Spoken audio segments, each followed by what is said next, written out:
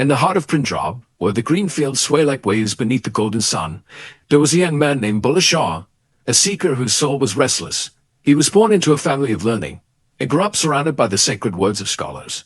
He memorized scripture, mastered Arabic and Persian, prayed in mosques, debated the greatest minds of his time. But no matter how much he learned, his heart remained dry.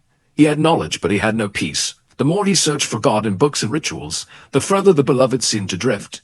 Then, one day he heard whispers of a strange man who lived in Kasur, a man who tilled the soil like a simple farmer, yet whose presence made people weep without knowing why. This man was Shah Inayat Qadri, a Sufi master unlike any scholar. Some said he was a saint, others said he was mad, but they all agreed he was different.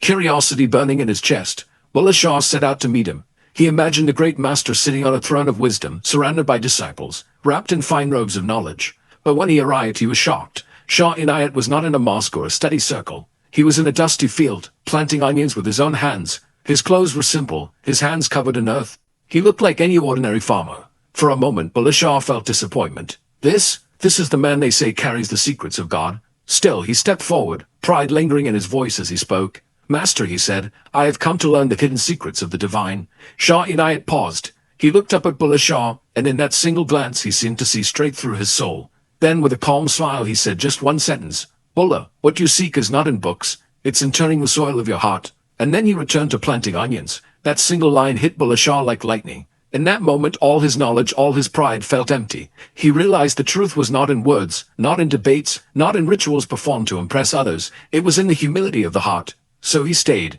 He worked humbly in the fields beside Shah Inayat. He planted onions and tilled the earth. He learned to sweep the mosque floors, to share meals with the poor, to dance with wanderers who had nothing but love. And slowly, like layers of an onion being peeled, the walls of ego and pride began to fall away. It was in those fields, with dirt on his hands and sweat on his brow, that Bulleh Shah began to taste the sweetness of true love for the divine. It was there that his tongue opened with verses that poured straight from the heart. He sang of love beyond religion, beyond ritual, beyond labels. He wrote, Bulleya, ki jaana mein kaun, na mein momin viek masati, na mein viek kufatian reti.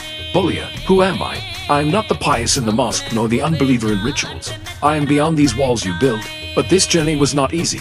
The rigid scholars condemned him. His family rejected him. People called him a heretic, a madman. Yet Bulleh Shah kept singing. He danced in the streets, his voice rising like a flame that could not be put out. And when Shah Inayat once grew angry with him, Bulleh Shah returned to his master dressed as a humble dancer, singing in the marketplace to beg for his forgiveness. When Shah Inayat saw his beloved disciple stripped of all pride, his heart softened, and he embraced him once again. From that day on, Bulleh Shah was no longer just a seeker. He had become a lover, one whose love overflowed so deeply that it could not be confined to one religion, one book, one name. And even now, centuries later, when his verses are sung, they awaken something ancient in the heart, a longing, a memory, a knowing that God is not far, not hidden in rituals or rules, but living quietly in the soil of the human heart. So remember, sometimes it doesn't take years of lectures or thousands of pages. Sometimes it only takes one true master, one humble moment, and one simple sentence to awaken the love that has been waiting in you all along.